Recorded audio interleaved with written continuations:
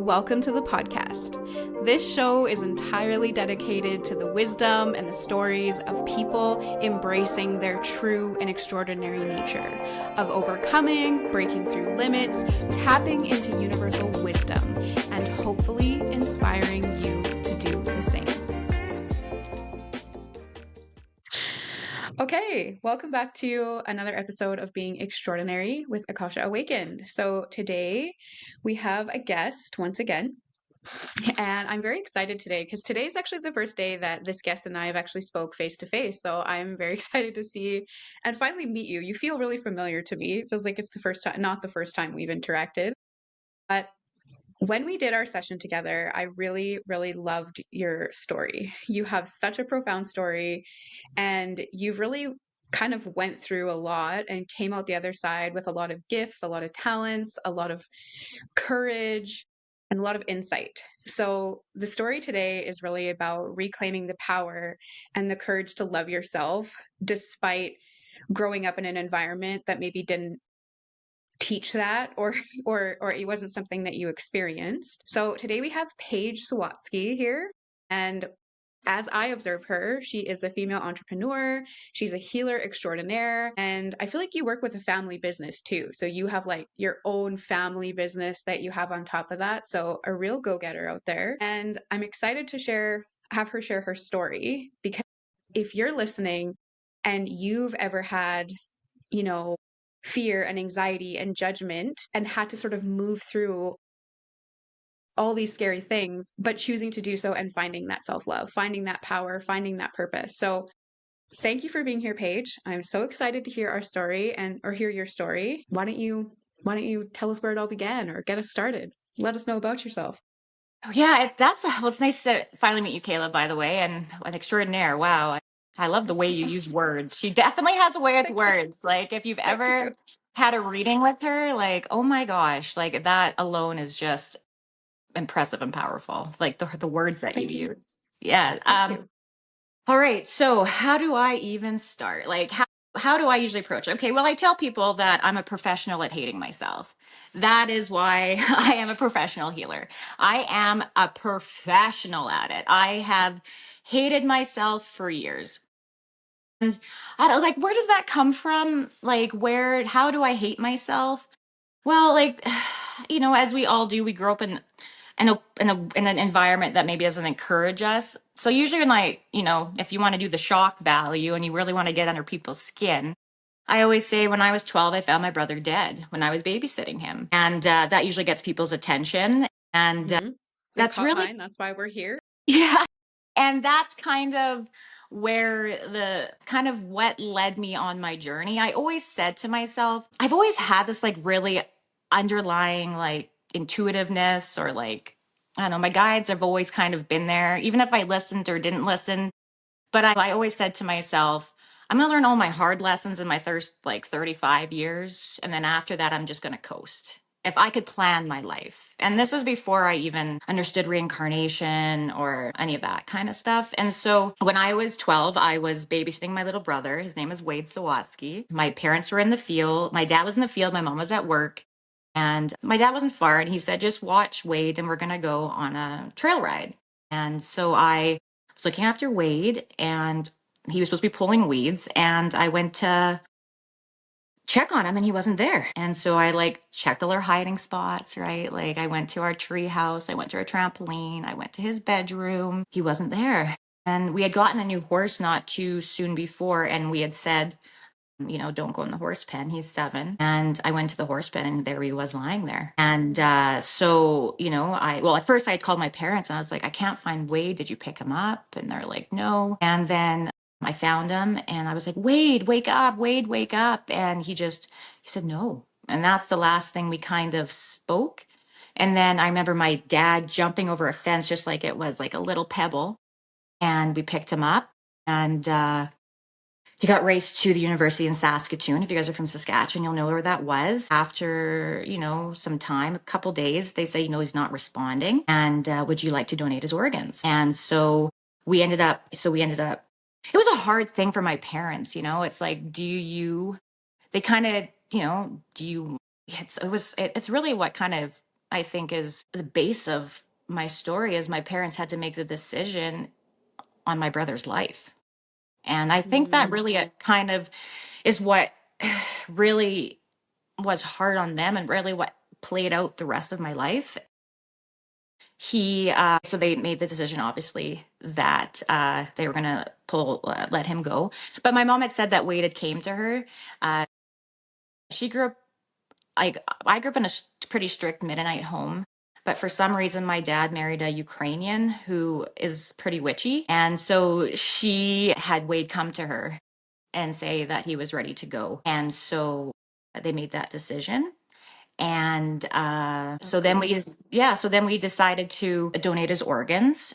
And so that was at the very beginning of the Saskatchewan organ donation. So he's actually got a plaque in St. Paul's. If you ever go there, you'll see Wade. Aw, And that's so nice. then so we pulled the plug, and then it's a really weird thing when my parents came to tell me that Wade had died, because I was, at that point, you're 12, you're pretty innocent, and you're like, that kind of stuff doesn't really happen to people like me. And then after they pulled the plug, like, I remember the feeling of nothing really changed. You know, some of my friends had came to support me, and it was just kind of small talk. And I'm like, that's all there is. There's not some extravagant whatever, right? And then I kind Mm. of lost my mind, and they didn't know what to do with me, so they put me on a bunch of drugs to try to calm me down. And then I started seeing ghosts everywhere. And Whoa.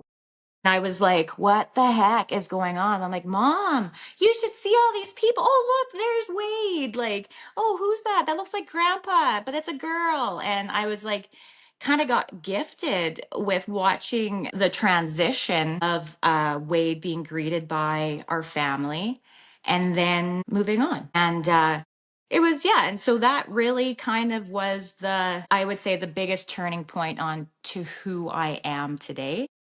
How my family dealt with that, as you would assume, wasn't the healthiest. My mom went inside of herself, and my dad turned to drugs and alcohol.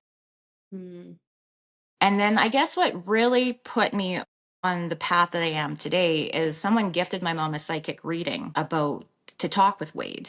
And, being Catholic and having the experience she did, she really wasn't open to a psychic reading. But, if you've ever lost somebody, at that point, all melts away. You're like, whatever, I'll do whatever it takes.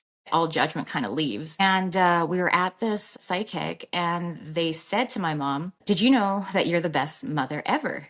And that's what Wade used to say to her. And then she'd go, did you know Aw. that Paige is the best sister ever? And Mom's like, yeah, Wade used to say that all the time. And we used to always say, well, I'm the only mom, or I'm the only sister, right? And she said Wade had the choice to become an angel or come back to earth. And so he was only supposed to be here for a very, very short time. And so he wanted his wish from God, or whatever higher power you believe in, was he got to experience the love of my mother one more time, and to be in the love of his sister one more time. And he was only allowed to be here about 7 years. And then he had to That's so go cute. he had to go build a bridge, because there's going to be a big transition of humans in about 20 years, and he's going to help bring people across the bridge of the spiritual world. The physical and the spiritual are going to bind, and that is what his job is going to be. And that was about 20 that was in 2003, so we're about 20 some years now. Whoa, that is very cool because that aligns. So, what year did you hear that? Did you hear it right after he had died? Yeah, like 6 months. Isn't that Whoa, cool? because that is exactly where we are, and it lines up so well with all the other prophecies and things. So, how amazing that he said that to you and you get to watch it happen. Do you It still was feel like, his presence? I work with him every day. Cool. So yeah, so I'm what's called a non-surgical surgeon and a healer. I use my elbow to relieve blocks, whatever. It's a physical thing, but I kind of say to my friend, like, to people that understand this stuff, because you can't, woohoo. Yes, absolutely. I say that, like, I invite Wade to heal them on the spiritual side, and I heal on the physical side. And so we work together. And he still breaks my lipsticks. Like, we have a very sister brother relationship. He's still that little annoying brother that, you know, it just drives me absolutely insane if I'm in tune and in alignment, right? And he comes in, I've gone to psychics to try to talk to him more openly because I'm still kind of trying to work with that more in my skill. And, he's never says hi to me. It's like, okay, my one friend's doing drugs after I died. You need to go talk to my friend about doing drugs. And my other friend's drinking. You need to go have a talk with my friend about, he really cares. It's very interesting dynamic we have. Oh my gosh, that's so cool. Yeah, but it wasn't always like that, right? That reading, I think, was the started having me ask questions because growing up in a Mennonite home, even though my mom was fairly open to it, I wasn't accepted, Hmm. at all for who I was. Like, they'd be talking about Mennonite stuff and beliefs, and I always had questions, or they'd be talking about, different parts about Jesus's life, and I always just had questions. I never really stood well with me that you had to go through someone to talk to God, that you were powerless. I got in a lot of trouble because, I'd bring teddy bears with me and I'd be like, my spirit of my cat's in this, and then my other spirit of something's in this, and I'd bring them to Sunday school and they'd be like, no, spirits go to heaven. They're not walking amongst Mm. us. And, a lot of the things that just came naturally to me was criticized and looked down upon. And the pagan point of view that I held with nature and stuff, it just wasn't really ever accepted. So, but so Did what you feel like, did you have like friends, or, what did a day in the life look like? Or did you end up being really isolated? I call myself the Herschel Hermit is because I really went inside myself. When you Mhm. and I had a conversation, I was like, okay, like, what do I want to share with this crowd? Like, what does it take to foster power in a Mhm. child? Right? Because you kind of brought this up to me, and I was like, um, supervised play, right? Where you can, it's not that your parents aren't watching, but it's like you're able, like I was like mixing potions and picking herbs and, being a little pagan witch in my free Yeah. time by myself and allowed to, I don't even know where that came, Mhm. once you do the work that we do, you're like, oh, there it is. Yeah, that's what I was up to last lifetime. Right, right, right. Yeah, right. But at the time, you're just kind of like, oh, so I was allowed uninterrupted play where I was allowed to kind of be free with who I was. And I was on a farm, so I could be with nature. So that was important to my journey. And there was always love, you know, even though there was a lot of chaos, like after Wade died, like, oh, that was not good. Not a lot of people would say that was good. Like there Mhm. was abuse, there was, it was scary. It was really bad. I had a psychiatrist told me that, did you know, Paige, that only 7% of people that grow up like you don't end up prostitutes and drug addicts on the street? Like, Mm. but but there are parts of love. Like, there was love. Even though there was the dark times, there was love. And I think some of us get so caught up in that victim mentality and we get caught Mhm. up in, they did this to me, and we forget that things are happening for us. And you forget about the love that is there. It just Mhm. sometimes you forget. And as you look back now, what were those little glimmers of love that you can see? Did you see it while you were in it, or did it take looking back to realize what that love looked like? Girl, I have done some work. I believe it. I do believe it. I really do. That's your story, yeah, is very profound on like so many levels. You somehow have walked like technically one lifetime, right? You're one incarnation, but it feels like you've lived 100 lives. But like at this point in my life, as a healer, as someone that runs events, I can understand almost every person. You know, I can understand the Mm-hmm. I can when we have a funeral I have an event center with my mom called The Barn. And when we have a wedding here, I can understand joy. When we have a funeral here, I can understand grief. You know, when I'm working with my clients, I can understand rape. I can understand, well, really at the end of the day, I'm a professional at hating myself. You know, Mm-hmm. and so in any way that, and everybody hates themselves, Mm-hmm. right? And so it's really made me really lucky because no one can ever be alone when they're around me because I've probably been lower than you've been. Mm-hmm. And so I'm And what so lucky. And what medicine that is, because I like think of so many things, right? So, number one, to be understood in your space, because you know you've been there or you've been lower, like you said, but also the power of not holding on to that victim story anymore. Because how can someone else sit in your space and say, they did this to me? And you'd be like, like, I walked through the fire. I'm here. I'm not going to take that shit from you. You're allowed to be mad, but you have to move on, right? Well, Which is very cool.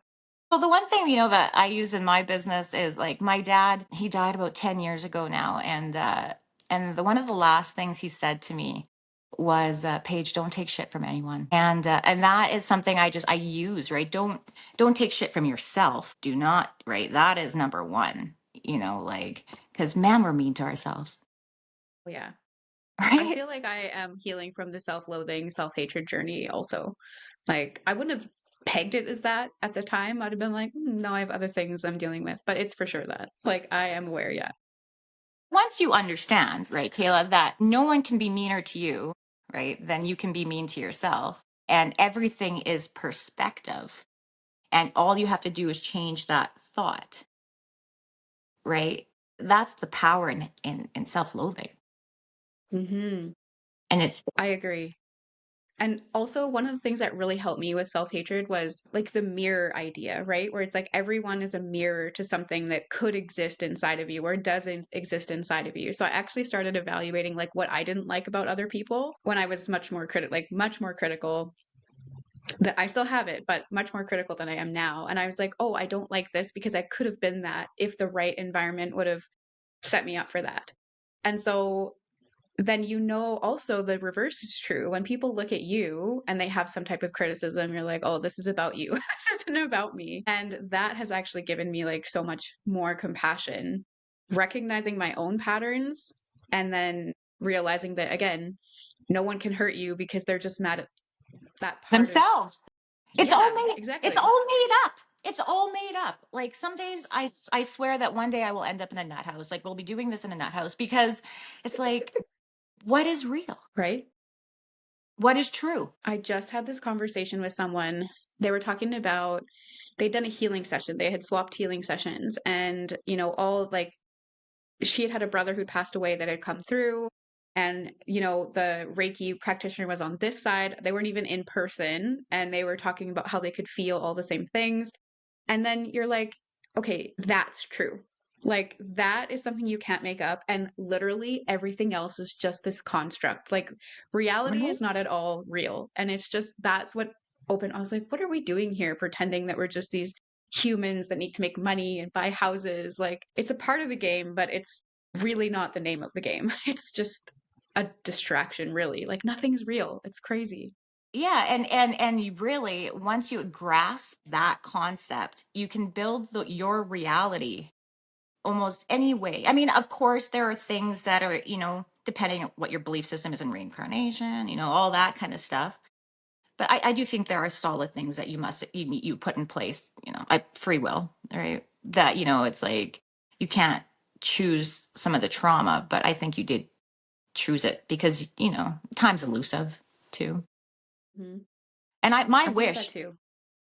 in the world is that people understand that they create their reality completely from their sickness to their fear. And once you understand how powerful you are and how magical you are, poof, life's easy. Oh my God. Coming from you, that's pretty potent because it hasn't been easy. But That's so true. Like, I always caution to like say this because it's so triggering in our current culture, which is the victim culture. We are competing over who has more trauma, which means who deserves more privilege, which means who deserves this and this. We are currently in the victim culture. So it is just blasphemy to say these things. But I also believe that we kind of in some ways choose our trauma, but it's not like we enroll in a list like I want to experience all these negative things. Sometimes it is, I think that, I mean there's so many pieces of it, but it's storylines from past lives where, you know, we didn't work out that trauma, where let's say we were the property of a male that we didn't love, and our duty was to sleep with him. That wasn't love, that was duty. That was like, I'm an object. Well, guess what? In your next life, you're going to have to work out that storyline a little bit, and you're going to be faced with these opportunities in some way, shape, or form to rework that story. But at the same time, I Sometimes, also believe that the but greatest sometimes, healers yeah. Okay, suffer the sorry. most to return with the medicine. So sometimes is it really karma, or do we do things like this because we like want to be able to hold space for people that are going through it? Like it's probably A and B. But it's like, how do you perceive that? How do you think of that? I'm just going to add on to what you said. That's why I got all excited because I want to know your perspective on this. Yeah, Is let's do it. sometimes you're the murderer, sometimes you're the murder, right? Sometimes you got to experience every aspect it is to be human. So sometimes you're the man that's, you know, forcing, right? And Hmm. sometimes you're the woman that's being forced. I think maybe why not in life have the opportunity to be every victim Yeah, and I agree. It's funny that you bring this up because I actually, through very, very natural processes, found a story like that in my journey. And like it comes in like teaspoons, right? Because you couldn't handle it right at the beginning. And then I just was like, oh, like I'll just share a little bit of the story because it's funny. So I had this coworker for a time, and I had a psychic, a friend who was a psychic, and was like, "You guys have weird karma together, and you guys have spent like 1,000 lifetimes together." And I was like, it was weird. It was like not someone I would have ever pegged as familiar. There was a huge age gap. We were just random people, really. And she told me, she's like, yeah, he killed you once. And I was like, what? Okay. So I ended up discovering the story over time, and it was like fairly innocent. And the story was like he had PTSD and just accidentally killed me. He went to jail and he died like very soon in jail. I think he killed himself. And I was like, okay, all's forgiven, like whatever. I'm not upset. But then I ended up stumbling into a different life, and I started it. I killed him first. And then I went to jail and died very quickly. And so he just like obligatory needed to rewrite that story to kill me. And like when you're discovering it, you're like, what the? Like you're traumatized, right? yeah, But then you're kind of like, I know him in this lifetime and I think he's still pretty cool. So like whatever. It's so funny that you said that we because invited him I'm back aware of in, that. right? Yeah. Exactly. And then my thought sometimes, again, sort of blasphemy, if you don't see it, like it's not my current life, right? These are both past lives. So it's easy for me to say. But if you're going to be the villain, who would you pick to villainize? Probably someone you really loved at soul level. Like someone that you're like, do you want to do this? Do you want to see what happens? I'll kill you, then you kill me. And it's like easily forgiven, right? That's how it You both get feels. to experience it, Yeah, exactly. right? What if all these things weren't it's just to have the experience? Why do we make it so serious? I agree. I do agree because yeah. So where in your storyline did you start to reclaim and create those mental shifts where you're like, I stopped hating myself, I started loving myself? Like, how do you turn it around if you're someone listening who's stuck in the blame, who's stuck in the pain and this? Like, where do we begin to turn it around? I love that question. That's a hard question. In my story, it was always underlying, right? I'm really lucky. I gave myself a lot of support. I don't know, the angels, there's somebody out there that really divinely had me protected. They truly did. Like, I am probably the Mhm. luckiest person in the whole wide world, right? What? Actually, do you know what? This is the weirdest thing I'll tell you. So after I left home, I went to school and I ended up in this, and I'm like trying to figure out my life, right? Like, um, my dad got really bad into drugs, and my mom and I left him. And then it was just so scary. Like we had to go into hiding. He was a part of all sorts of things. Like my dad was involved in, organized crime. He wasn't a criminal. Like, he's not like, but he liked that world. Everybody was watching those biker shows and everybody was interested in those biker shows. Everybody wanted to was a pretend biker. So true. You remember that stage in our Mhm. growing up? And because he was a really good guy, but had that. Anyways, it was really scary. And I remember I went to the psychiatrist's office and after Wade died and everything was going on, I really just kind of was like, dealing as like happy, happy. And then you kind of finally leave and everything, you can finally kind of deal with your shit. And I was like dealing with bulimia at that time. I was trying to kill myself, like I was going through all the things that we do to cope and really beat ourselves up, right? And the psychiatrist said to me, "This is your problem now." And a lot of people that probably would have been triggering, but my mind was like, I always got a problem. And then I started listening to like Louise Hayes, and I started listening to a lot of what's that guy, Wayne Dyer, and I started listening to them. A lot of kids my age, I was like 17, they're listening to rock music. I'm driving down the road listening to Wayne Dyer. I love that. And and I started to very slowly start to love myself. After my dad died, that was very hard because I tried to save him in so many ways. That day, we were dropping the oil in the tractor, and I went to wake him up, and he just wasn't up. He was dead. So you found him dead also. My mom and I, yeah, found him. Yeah. Yeah. And my grandpa, funny, I was there for his. So all men, I had the opportunity of being there for their transition. Um, Hmm. that, It sounds awful. Again, just for anyone listening, the best heal. I don't want to say the best healers, because how do you compare? But very potent healers oftentimes naturally find themselves in places of birth and death, even by accident. So not super surprising as I hear it. yeah, An yeah, interesting pattern though. yeah, there was, right? And then, I get into, yeah, there's so many thoughts that goes through my head when I reflect on those aspects. And sometimes it doesn't feel like it was me, it's weird depending on the hour, the minute, the day. Hmm.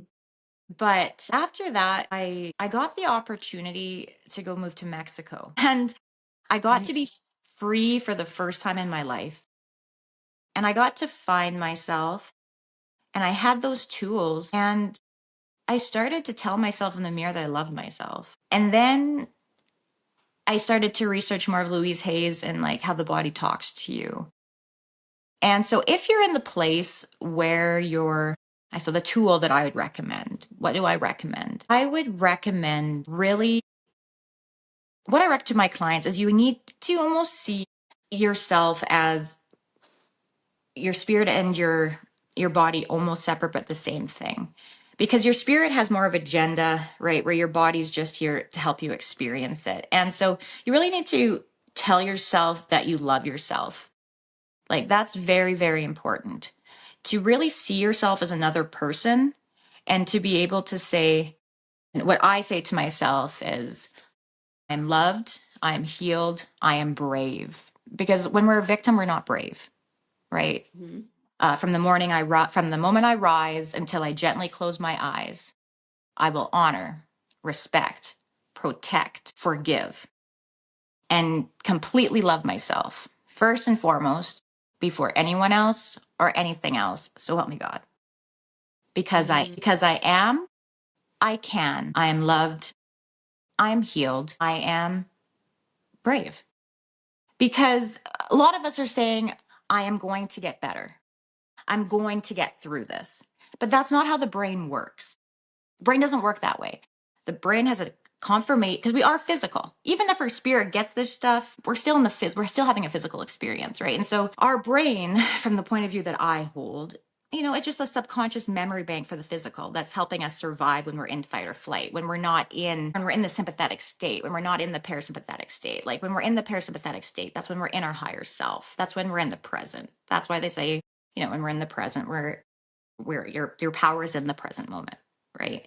And so if you believe, like, you hear it all the time, to manifest something, you got to be at that level, you got to believe you already have it. And that's because the brain is confirmation bias, as we've probably all researched that watch this show, and they always wants to make you right. And so if you can start acting like it's already happening, From my experience, it just happens. Yeah, me too. Yeah. That's 100% true. And there's, I think it's like, I can't remember what episode it is, but I think it's episode 22 in this. I'll link it below, where I actually talk about a story about how our subconscious manifests our physical reality. So we have all these like quiet things going on in our brain. Oh, I really should have done this better. Oh, I wish I would have ate that different at lunch. I'm always late. I'm always this. I'm sick. I'm a victim. And I swear that, well, you're saying the same thing, that our reality is just this projection of what our subconscious believes. And so if we start overriding just that like automatic background thinking and start saying these types of things and really like showing up as if it's true, the universe, that becomes our new pattern of thought. That becomes what we begin to believe, and the universe begins creating it. So I think it's episode 22, and I talk about a memory that I uncovered in my subconscious and how it played out every day of my life without me knowing actively that Yeah. that moment imprinted. And so, yeah, if you just, It takes yeah, show up there. practice. You It have to does, yeah. you have to change the routine. So like I'll tell clients, drive a new way home. You know, choose a Mhm. different pen. You know, and what change the things that you have control of. And then it'll make the big things easier. Mhm. Never put yourself down. Never. Stop that habit. And if you do put yourself down, do not get mad at yourself because you put yourself down, you know. Be gentle, be kind.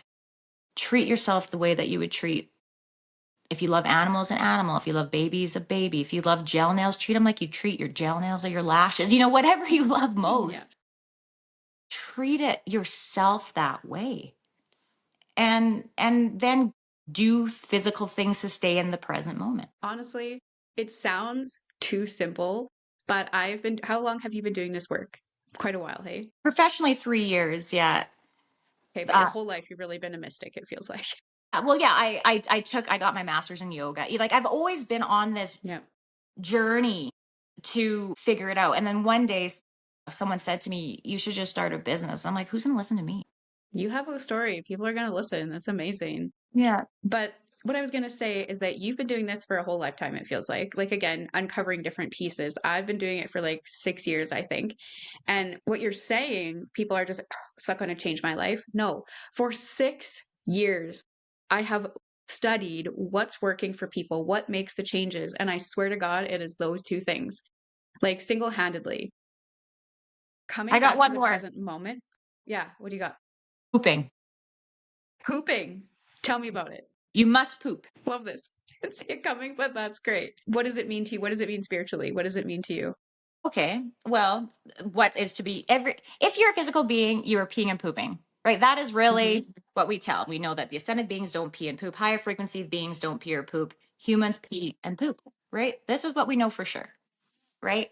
Now, what is pooping? Pooping is discarding anything that's toxic in our body.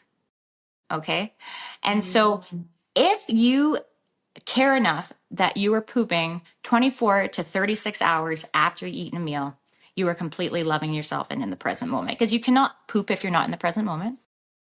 You cannot have a good thought if you're constipated. You cannot be That's true. you can't be healthy if you're reabsorbing feces. You really can't, but if you're depressed or have anxiety, you're probably constipated, right? So really at the end of the Hmm. day, you want the simple thing, become obsessed with pooping.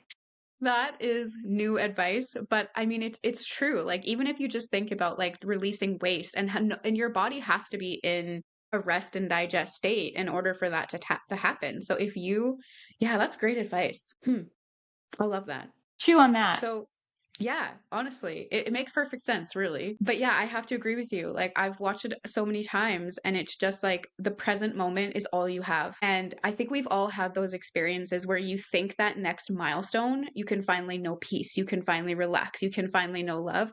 You hit that milestone, can't feel it because you don't even know how to be in it. You'll just chase something your whole life and never catch it if you don't learn how to be in the present moment and feel your experience. And then, And find the joy in every experience. yeah, yes. And that's not easy in the world. And if you come back to the present moment, it's easier to feel joy. Like you're not worried about paying that bill or getting, your kid to hockey or, like whatever. It's you're just right there. You feel the sun on your skin, you feel the wind wisp through your hair, and your body starts to tingle, right? You get goosebumps and you're like, damn, it's good to be alive today. And it's a choice at the end of Yeah. the day. It's not And it's something that, small things. Okay. So yes, here's my other go-to. Okay. I'm just giving you yes, guys bring all it my on. go-tos and okay.